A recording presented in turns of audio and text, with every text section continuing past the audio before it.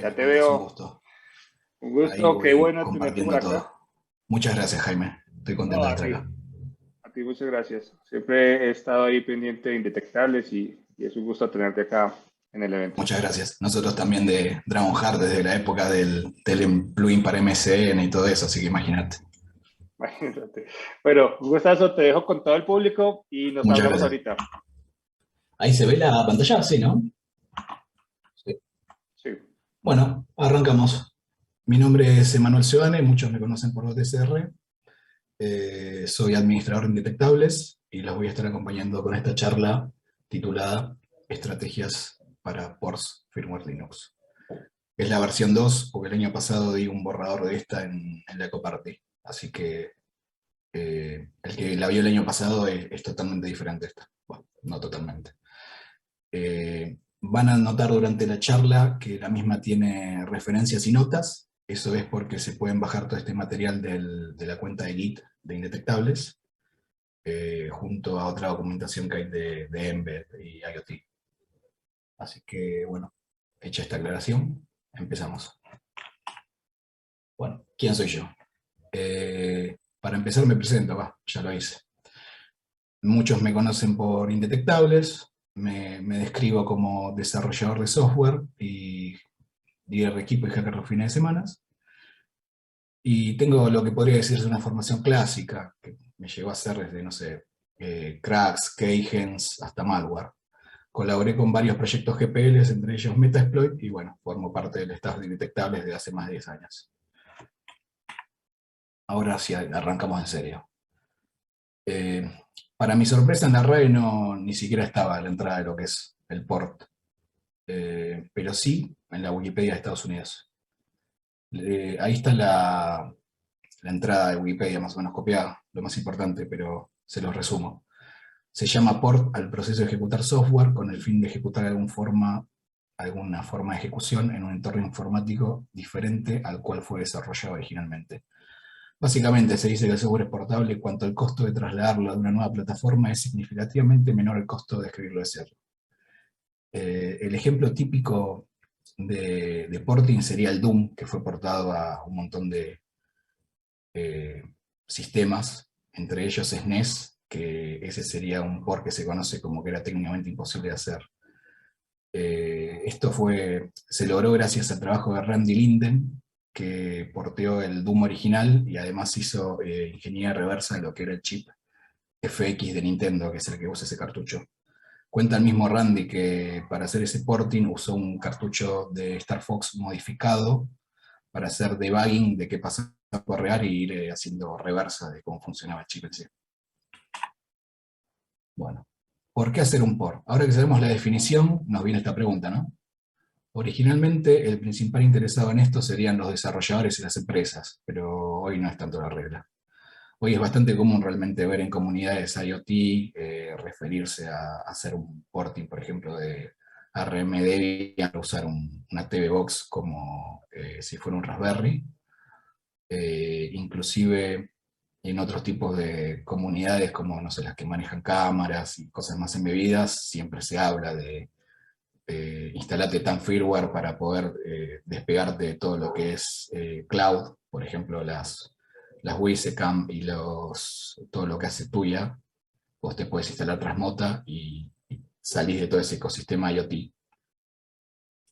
Eh, Hoy en día realmente hay un interés tanto del desarrollador como del usuario final realmente en poder hacer porting. Con esto podemos reutilizar hardware que tenemos a mano, combatir el abandonware, utilizar hardware que realmente no tenemos, que es un poco de eso de la charla, y del lado del desarrollador nos permite que nuestros desarrollos puedan correr en múltiples plataformas, y podemos reutilizar viejos desarrollos sin siquiera volver a compilar muchas veces. Bueno, hecha toda esta introducción, lo que queda es elegir qué portear. Para que la presentación sea un poco más amena, elegí un hardware objetivo que sea interesante, ¿no? Para hacer este porting.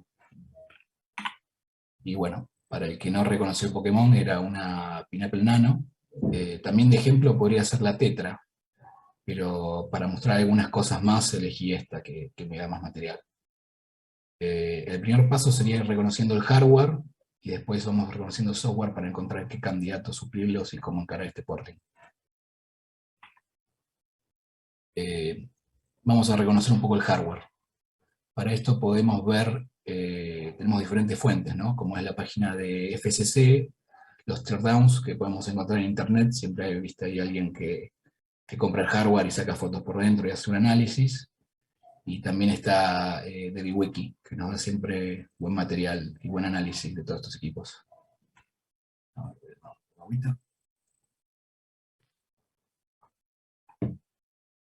Bueno, vamos a hablar un poco del hardware que compone la Pineapple Nano.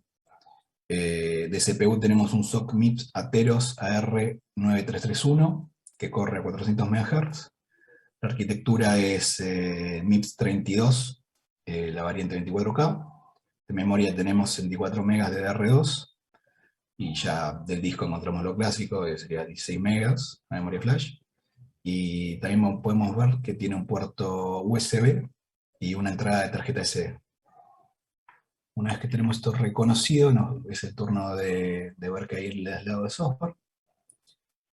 Para analizar el software podemos extraer el file system usando BingWalk o vía firmware Modkit. Inclusive, si el mismo fue comprimido con LZMA, podemos comprimirlo con 7-zip desde Windows. Yo suelo hacer eso para ser más rápido. Una vez que tenemos el file system descomprimido, podemos entender qué usaron para hacerlo y qué cosas hace. En este punto es interesante ver la carpeta etcétera, en especial lo típico, password, shadow, banner y osrelease. Y también preinit, initd, y eso nos da bastante información de qué hace y qué usaron. Después, para ver qué módulos de kernel usaron, podemos ir al lib/módulos, ahí donde están todos los módulos de kernel, normalmente. También pueden estar embebidos en el kernel, ¿no? Pero es raro que lo hagan. Y bueno, ahí mismo tenemos bastante información. Justo en este caso el mismo banner de SSH nos dice que es OpenWRT, así que ya un poco sabíamos. Por suerte dejaron bastante información de qué versión usaron y qué rama de OpenWRT, así que eso nos va a servir más adelante. Ahora vamos a buscar un hardware que sea lo más parecido al original para que el port sea lo menos complicado posible. Realmente este paso suele ser bastante engorroso y suele demorar bastante, así que hay que tener paciencia. Bueno, pero por suerte en este caso, como era un hardware viejo, pudimos encontrar algo rápido. Ante nosotros tenemos lo que son las tripas del AR150, un router pensado para aplicaciones IoT, hecho por la empresa GLINet. Fue fácil encontrarlo porque desde el lanzamiento de la Nano, que fue en el 2005, 2006, no, sí, 2015, 2016, hasta ahora pasó bastante tiempo, así que salió bastante hardware, pero cuando el hardware es muy actual suele ser bastante complicado. El punto más problemático para la selección de un hardware anfitrión para la Nano era la memoria, porque tiene 64 megas y normalmente tienen 32 estos routers, este tipo de hardware. Pero bueno, por suerte la empresa Gelinet hizo un hardware que de características es prácticamente idéntico. Así que eso nos salvó básicamente. En este punto es bueno aclarar que siempre cuando se busca un candidato de hardware anfitrión, lo que uno busca es la mayor cantidad posible de similitudes con el hardware original, porque si no se hace mucho más complicado hacer lo que es el porting. Acá vemos una sesión de debugging donde provee de instalar lo que es el firmware original en el GL150, porque bueno, al tener un hardware tan similar, podemos llegar a pensar que al ser prácticamente igual, podemos llegar hasta flashear, ¿no? el firmware original de la Nano, pero no, la respuesta es no. nuestro hardware realmente ni siquiera va a entender qué hacer con este firmware que le estamos cargando, y solo nos vamos a ganar que haga un boot loop. Lo que sí podemos hacer, ya que tenemos un candidato elegido y es muy similar al original, es buscar si alguien ya lo intentó portear hasta esta plataforma o hacia una similar, y ver qué podemos aprender de su experiencia.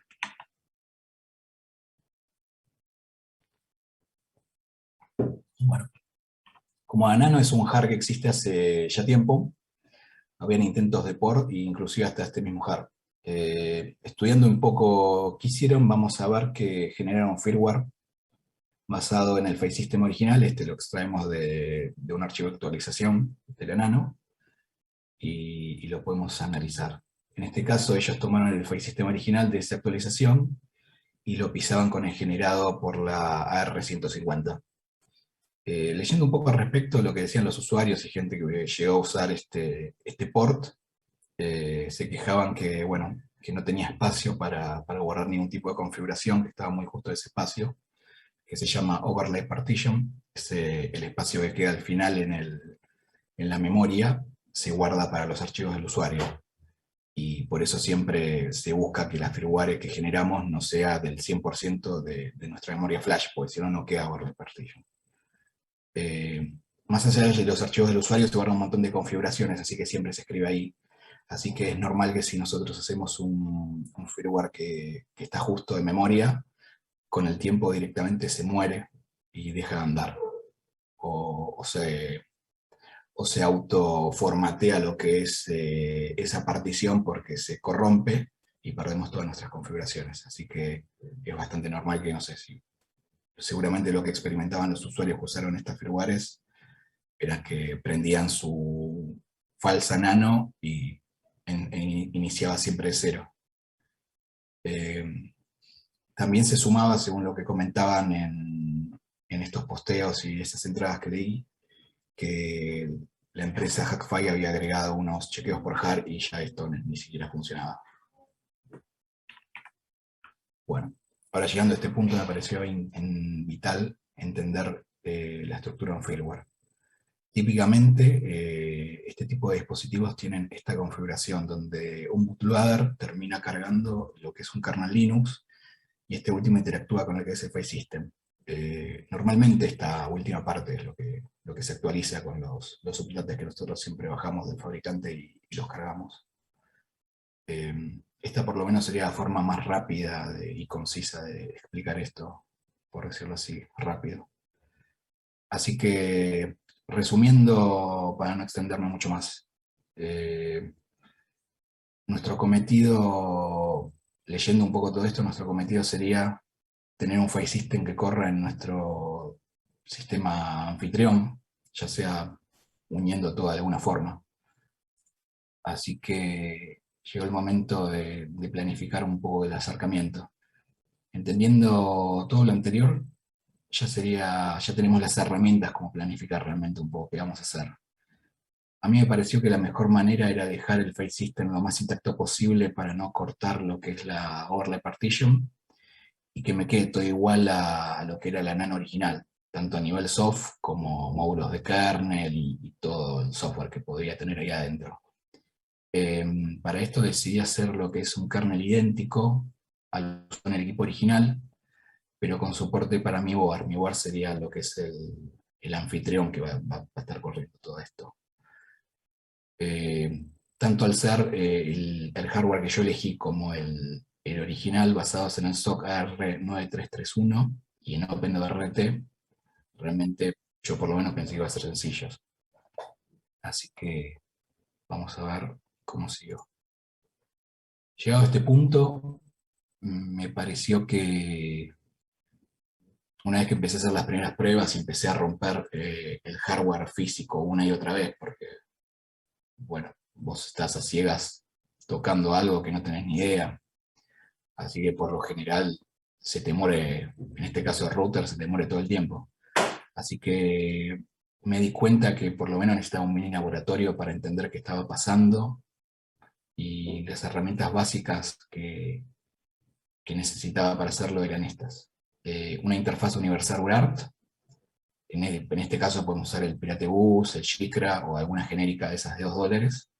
Yo por suerte había comprado el Piratebus hacía mucho tiempo y lo tenía juntando polvo, así que me vino bien. Herramientas para pack de un pack del firmware. Para lo que es un pack podemos usar, ya dije, 7-Zip o el mismo Binwalk. Yo para esto siempre termino usando Firmware Modkit, que es un pack de herramientas que ya te automatiza todo. Y bueno, en el caso si hay algún chequeo por hardware extraño, nos viene bien hacer una decompilación de ese código MIPS, o si fuera otro hardware ARM, acá donde podríamos usar Hydra, que es gratis. Pero bueno, si fuimos bendecidos por una licencia de IDA Pro, también podemos usar este. Y bueno, por último, las herramientas típicas de electrónica, lo que son multímetros, destornilladoras, púas, soldador, todo eso que siempre viene bien. Bueno, ahora vamos a preparar el terreno. Teniendo nuestro acercamiento planificado y las herramientas listas, lo más recomendable de hacer es tener todo preparado para poder ver vía UART qué va sucediendo en el hardware cuando instalamos nuestro firmware y cómo se comporta este en tiempo real.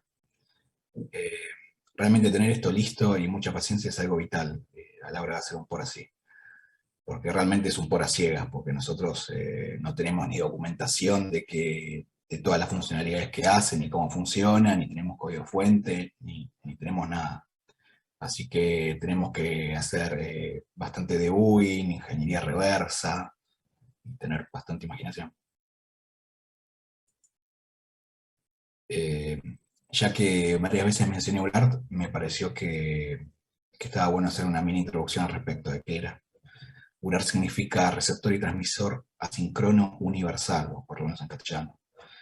Este es el puerto estándar en dispositivos embebidos para debugging, y lo podríamos describir de forma rápida como un puerto serie de bajo voltaje, porque trabaja en el rango de 5 a 3,3 voltios. Yo directamente siempre lo describo como un serial de bajo voltaje. Si quieren leer un poco más al respecto, en las referencias tienen un poco más info sobre este estándar. Y bueno, llegamos al momento de empezar a hacer cosas más prácticas, ¿no? El punto donde tenemos que hacer nuestro kernel. Cuando analizamos lo que es el software, llegamos a descubrir que usaron de base y qué versión. En este caso fue OpenWRT. Sabemos por lo que analizamos antes que es la rama estable y que es la versión 19.07.2. Inclusive sin saber mucho más, nosotros podemos espiar lo que es la carpeta libmodules y lo que es el status file de OPKG, y saber desde todos los módulos de kernel que usaron hasta todo el soft que usaron, que instalaron de esta forma. Para simplificar lo que es el análisis del status log de OPKG, termina siendo un script que pueden bajar desde el repo que dejé en la presentación. De todas formas, hay que tener en cuenta que el desarrollador puede haber hecho cambios en los módulos, en todas estas dependencias, y son cambios que no están subidos al repo de OpenWRT, así que hay que tener cuidado, y en todo caso hasta podríamos usar esos binarios. También puede ser que algunos módulos de kernel, en vez de estar en la carpeta lib, estén embebidos en el mismo kernel, que es algo que se puede hacer, pero por suerte este no fue el caso. Bueno, ahora teniendo lo que es el kernel y el file system, y ya la idea bastante cocinada, vamos a ir uniendo lo que es este Frankenstein que termina siendo nuestro core. Confirmar en modkit, vamos a desempaquetar lo que es el subgrade.bin, que sería el archivo que generamos con OpenWRT, y también vamos a desempaquetar lo que es un update del nano. Una vez que tenemos desempaquetado, nos vamos a crear con el kernel que hicimos en el build nuestro, que sería el kernel que soporta nuestro board, y vamos a pegarlo donde está el kernel del firmware original. Y ahí solo nos queda hacer cualquier modificación que necesitemos hacer en lo que es el file system original, si tenemos que parchear alguna cosa, sacar algún chequeo, es el momento ahí donde empezamos a analizar esas cosas. Acá vemos el proceso de Bill. Parecía bastante complejo cuando lo describía, pero en el video debería estar todo el proceso. Sí, está todo el proceso. Parece engorroso, pero es un proceso que dura 2 minutos. Lo más complejo al respecto es hacer el kernel, que eso sí te puede llevar tranquilamente días, pero el proceso de hacer el Frankenstein en cuestión, unir todos los pedazos, es algo que haces en 2 minutos, 2, 3 minutos. Mientras termina el videito, con un poco de agua.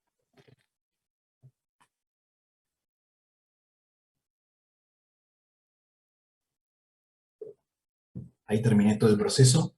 Como vieron, se termina haciendo en menos de 2 minutos y tenemos nuestro firmware ya para flashear en lo que es el hardware. Termina el video. Así que una vez que empezamos a generar lo que son estos firmware de actualización, lo único que nos queda es pulir todo lo que es el port. Esta etapa básicamente termina siendo un loop de hacer firmwares, flashear en el hardware y ir viendo apurar que ande todo bien. Al principio fui bastante optimista, lo hice así nomás, y todo el tiempo lo que me generaba era un kernel pánico, un boot loop, o siempre había algún tipo de problema, así que por eso siempre recomiendo estar todo el tiempo, no tanto monitoreando, pero sí guardar las sesiones de todo eso lo que pasa por UART, y cuando llega un problema, pues ver en el log qué pasó y ver bien qué estaba pasando, qué hacía, qué rompió, y al estar siempre conectado, te ahorras el tener que replicar los problemas y ver qué pasó. Directamente lees el log y ves por qué rompió y lo vas solucionando y te termina ahorrando bastante tiempo. Eh, Dentro de lo posible, la idea es ir mejorando el port hasta que quede funcionando igual o mejor que el original. Acá es donde tenemos que buscar y saltar cualquier chequeo por hard que existiera. Sería el momento justo. Seguramente tengamos que modificar algunas cosas o bastantes cosas del file sistema original para que encajen en nuestro hard nuevo. Eh, para esto es buena idea pegarle una mirada a lo que son las carpetas de etcétera, con todo lo que nombré antes, y en especial la carpeta que es los UCI defaults, que son todos los scripts que corren la primera vez que inicia el hardware, y lo que es libpreinit.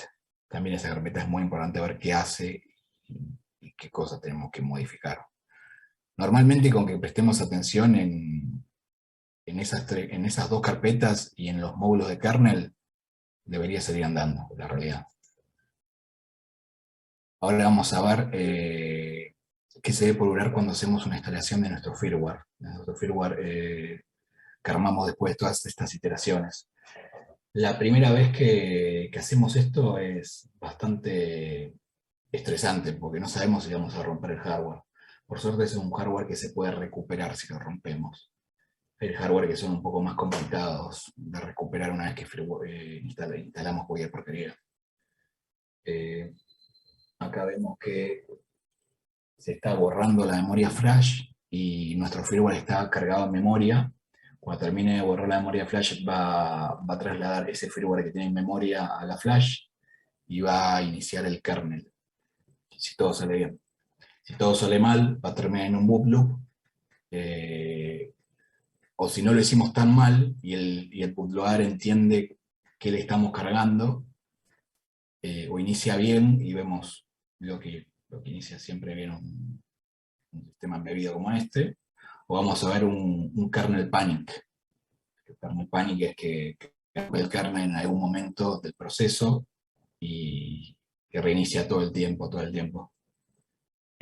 Por suerte, como este video lo hice cuando ya estaba un poco bastante más depurado el firmware, vamos a ver que todos los pasos de carga del kernel los hace perfectamente.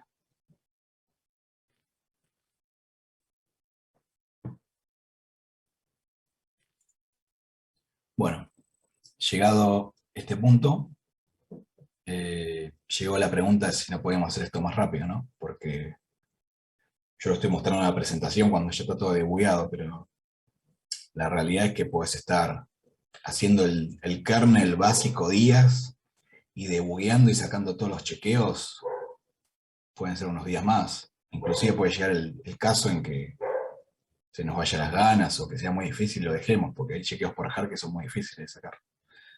Eh, Así que me pareció que era tiempo de empezar a sacar unas conclusiones del acercamiento que había elegido. Lo que es el método es bastante simple, porque es solamente hacer el kernel y unirlo. O sea, el método en sí se hace en unos minutos, lo complicado es tener el kernel. Eso sería lo que consume tiempo. Después, tener que compilar un kernel puede asustar un poco y toma bastante tiempo. Eh, Eso, si la persona no viene del rublo de compilar sus kernel, de jugar con su hardware, te tira bastante abajo tener que hacer un kernel. La verdad es bastante complejo. Y después, jugando con mi build, con este método, noté un poco de inestabilidad cuando hacía ciertas cosas con mi Pineapple. Notaba alguna inestabilidad y en algún que otro momento se me tildó. Así que había algún problema de estabilidad que era muy difícil de detectar. Así que una vez que tenía estas conclusiones, me pareció que por lo menos tenía que analizar en lo que es buscar un método alternativo para poder hacer un por de este tipo, totalmente a ciegas. Así que después de pensarlo un poco, empecé a juntar lo que eran mis objetivos de lo que tenía que tener mi nuevo port. Eh, en este caso, eran evitar tener que hacer un build completo, porque eso podía asustar a bastante gente y consumía un montón de tiempo, y solucionar el problema de estabilidad que hacía que no pueda usar el hardware como había planificado. ¿Cómo lo logro?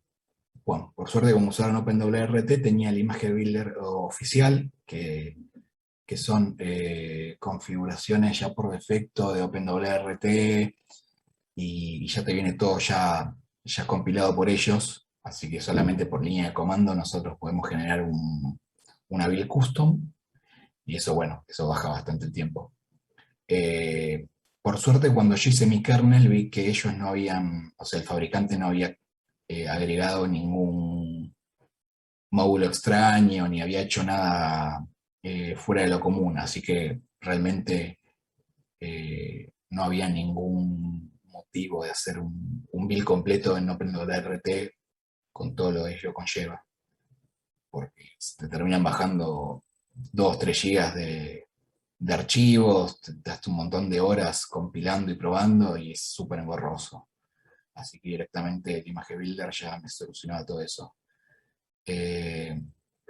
Después, una vez que terminé depurando la herramienta que había hecho para extraer todo lo que habían usado en OPKG, la verdad como que ya no había motivo de hacer un build entero, porque si yo podía con el mismo MG Builder ponerle todos los módulos que habían usado y me los instalaba solos. Así que eso también hacía que la necesidad de usar el file system original desaparezca un poco. Después solo restaría diffear un poco lo que era el file system nuevo con un build generado de esta forma, con el Image Builder y con los módulos con el módulos de OPKG que habían usado, y diffeando podemos sacar todas las configuraciones que usaron y todo lo extra que instalaron. También nos vamos a dar cuenta que hay módulos que no podemos instalar con OPKG porque no existen, porque son privados, y esos los vamos a copiar en el mismo paso de diff. El truco estaría en cómo hacemos ese diff, y ya con eso nos ahorramos hacer todo el trabajo con build de cero. Bueno, una vez que tenemos planificado lo que es el nuevo método, podemos empezar a hacer este nuevo build. El primer paso, con todo lo que vi, era bajar el Image Builder para la plataforma en cuestión. En este caso era la R71XX, así por lo menos se llama en OpenWRT. Después generamos la lista de dependencias que vamos a instalar con la herramienta que les hablé antes, ese script que se llama OPKG statusdb parser, que lo pueden bajar, viste, del repo anterior. Y bueno, basados en el diff que preparamos, vamos haciendo nuestro file system, que en este caso, si mal no recuerdo, entre configuraciones y archivos que no estaban en OpenWRT eran menos de 100 archivos lo que terminamos pasando. Bueno, terminamos haciendo nuestra build. El comando nos va a quedar algo así, como se ve ahí, que es make image, el profile, que es GL-AR150, que es el hardware que elegimos, y los package. Acabo la aclaración de que vamos a tener que agregar que se excluyan las dependencias de WPath Basic y Dropbear, porque si vemos en la captura que pegué en la diapositiva, vamos a ver que esos dos son dependencias por defecto y se nos instalan siempre. Nosotros no las necesitamos, así que las vamos a tener que excluir de esa instalación por defecto. Bueno, pasamos a instalar el build que hicimos con este método y podemos comprobar que se ve que arrancó y arrancó en nuestro board. Así que realmente el build quedó bien, quedó funcional. Ahora llegado a este punto, la única pregunta que vi que quedaba floja, que realmente necesitaba una respuesta era, ¿qué pasa si no tenemos un hardware anfitrión? Que si no encontramos hardware anfitrión similar, por lo menos. O si simplemente queremos hacer lo que es nuestro port en un hardware mucho mejor o mucho más moderno. En este caso pongo de ejemplo lo que es el hardware del Archer C3. Acá podemos ver que este hardware está conformado por un CPU MIPS corriendo a 750 MHz en un SoC Atheros QCA 9563. En realidad es una familia de SoCs. Todos estos SoCs son una familia que se usan para Wi-Fi, que se llaman WiSoCs, porque además de lo que es el SoC en sí, trae algunas cosas más, que son parte de la lógica de Wi-Fi. Para hacerlo corto lo dejo ahí. La arquitectura es MIPS 32, de la familia 74KC. El Indian es Big Indian, y la memoria son 128 megabytes de DDR2. El disco es lo típico, 16 megas, y tiene una red Wi-Fi con su... o sea que está en el mismo SoC, la lógica, el hardware en realidad, y otro más, una red 5 GB que está en el QCA 9880. También tenemos un switch, y bueno, tenemos USB 2.0, dos botones y otras cosas más. Acá el truco pasa por respetar la arquitectura. En este caso, MIPS 32, toda la familia es bastante retrocompatible, así que código que está hecho para la familia 24K lo podemos correr en la 74KC. Así que nosotros podríamos sacar binarios del file system y correrlos en este hardware, a pesar que nada que ver. Lo único que sí que tenemos que respetar el Indian es porque si no, no van a correr. En este caso eran todos del Big Indian, así que podían correr perfectamente. Y en este caso, si quisiéramos montar una Tetra, había una diferencia de lo que es el espacio en disco, porque la Tetra tiene 2 GB, pero realmente nosotros podemos usar un pendrive y el espacio en disco lo guiamos. Vamos sacando módulos, vamos acomodando todo el port de tal forma de que esos 16 megas nos sirvan para correr todo lo básico, Y después el resto nosotros podemos encontrar alguna forma de correrlos desde un pendrive, desde otro dispositivo. Así que lo que es el espacio en disco deja de ser crítico. Así que realmente nosotros con un hub y un pendrive podemos portar tranquilamente la Tetra. Y acá vemos el resultado del experimento de esta Tetra.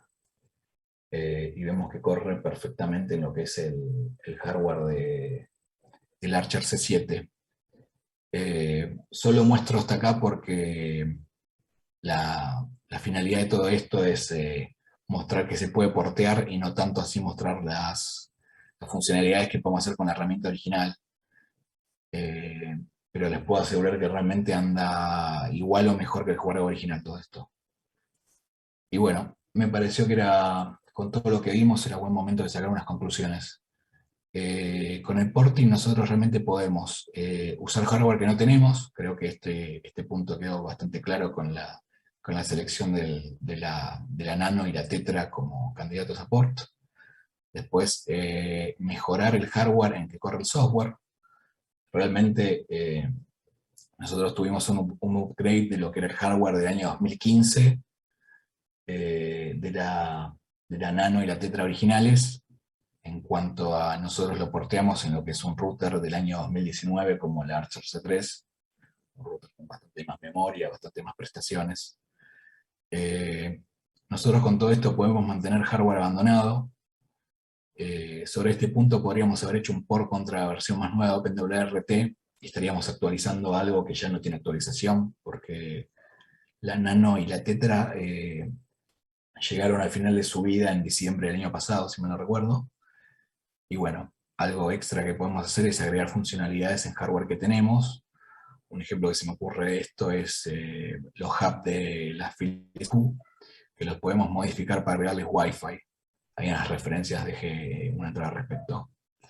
Y hasta podemos usar hardware para cosas que no fueron pensadas. Este ejemplo hablé un poco al principio, que son todas esas TV Box que nosotros podemos comprar por 15, $20 y las podemos flashear con ARM Debian y poder usarlo como si fueran una Raspberry Pi, una single board computer, y nos ahorra bastante dinero, más si tenemos todo ese hardware tirado.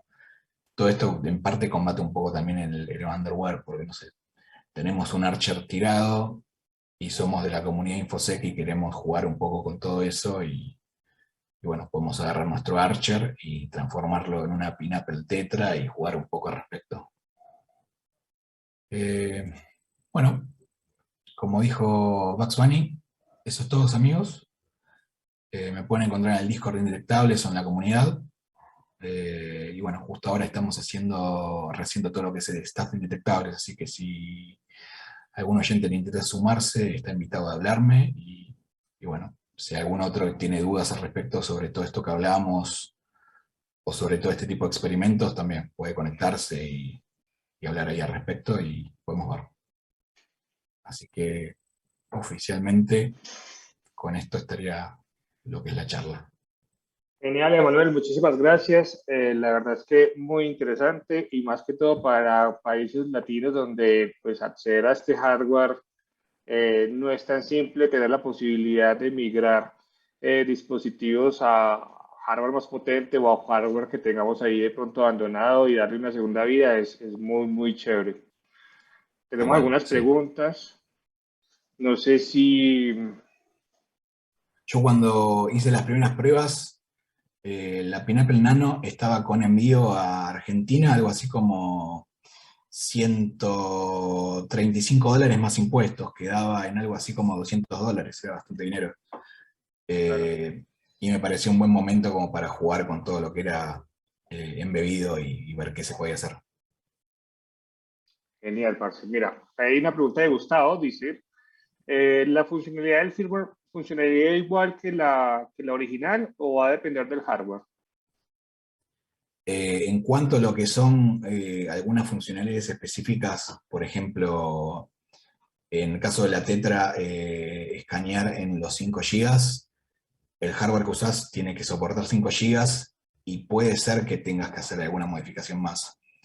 Yo, además de todo esto, había hecho lo que es un panel alternativo para la Pineapple Nano y Tetra, que agrega unas funcionalidades más, y una de esas funcionalidades es poder configurar qué placa se usa para los escaneos del PIN-AP.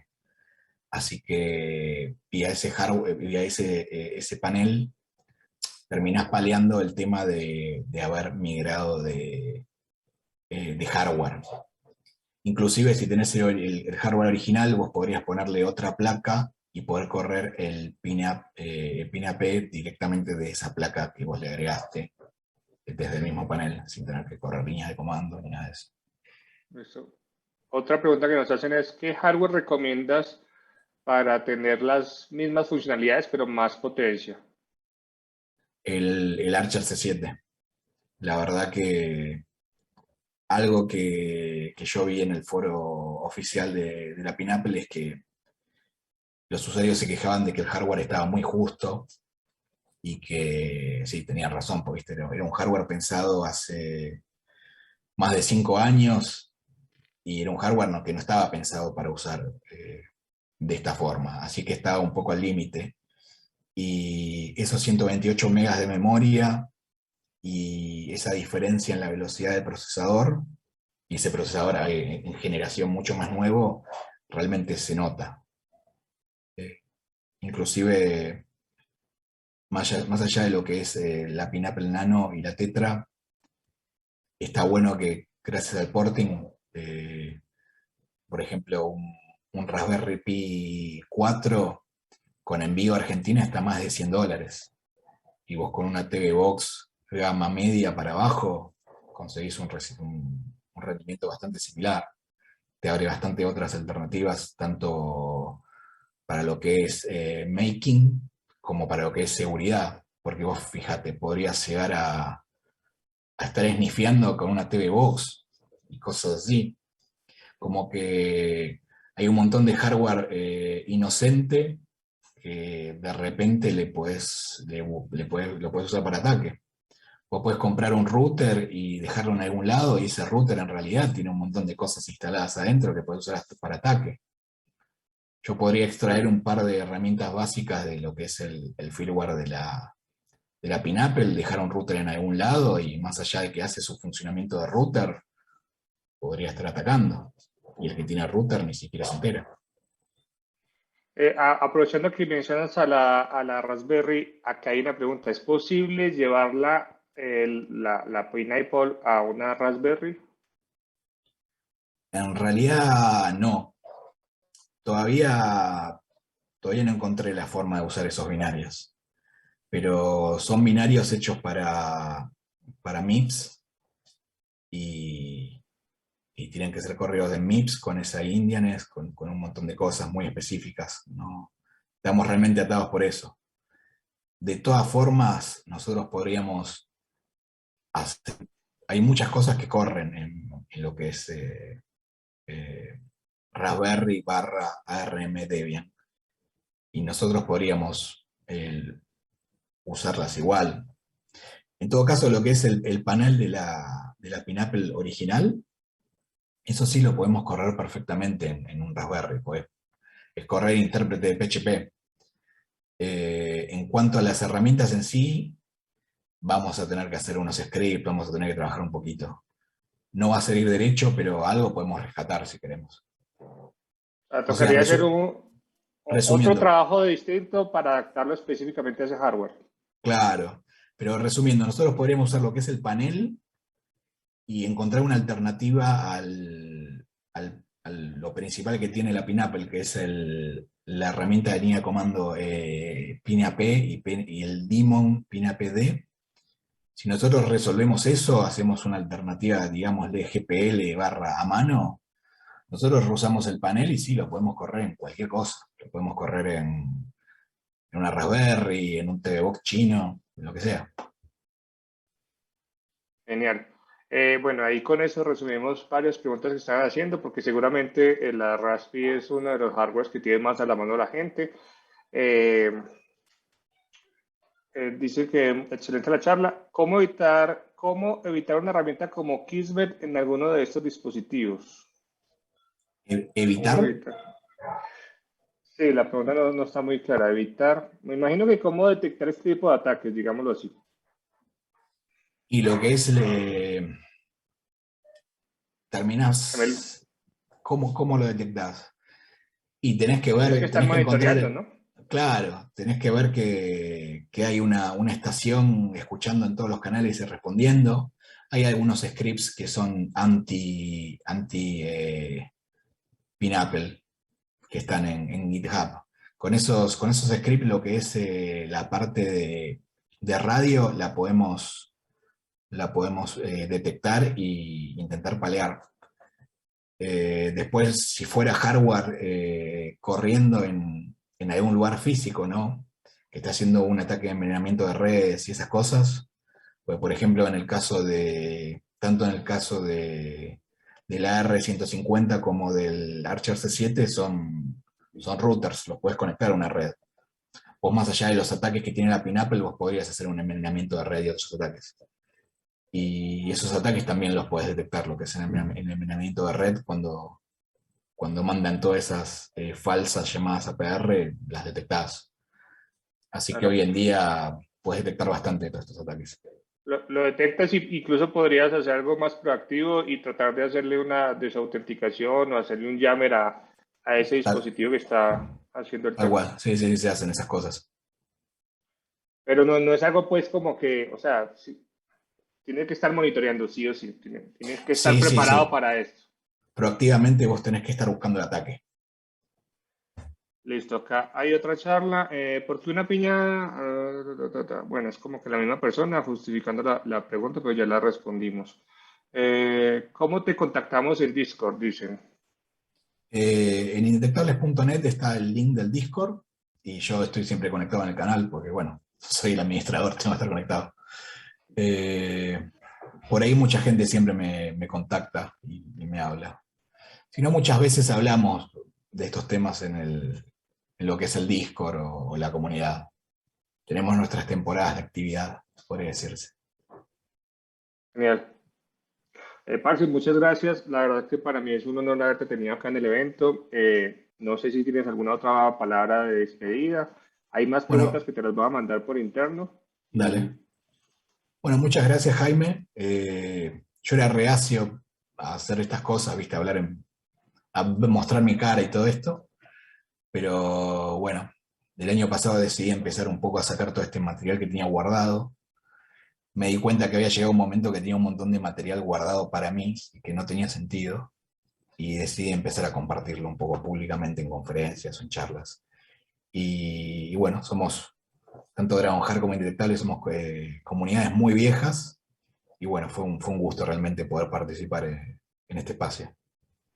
lo Así mismo, que, Manuel. Ten la seguridad que a partir de esta charla va a haber una explosión de piñas piratas o algo por el estilo. Un montón de gente bueno, que te va a estar preguntando de cómo implementarlo en tal hardware o tengo este dispositivo y eso pues va a ser muy interesante porque va a nutrir todo este conocimiento. me anticipé y en las diapositivas dejé un repo, y ese repo es de toda esta experimentación que hice, y ahí dejé herramientas, pasos, ejemplos. Así que entrando a ese repo, realmente podrían armar su propia piña en 15 minutos. Así Genial. que ya se dejé todo el trabajito hecho.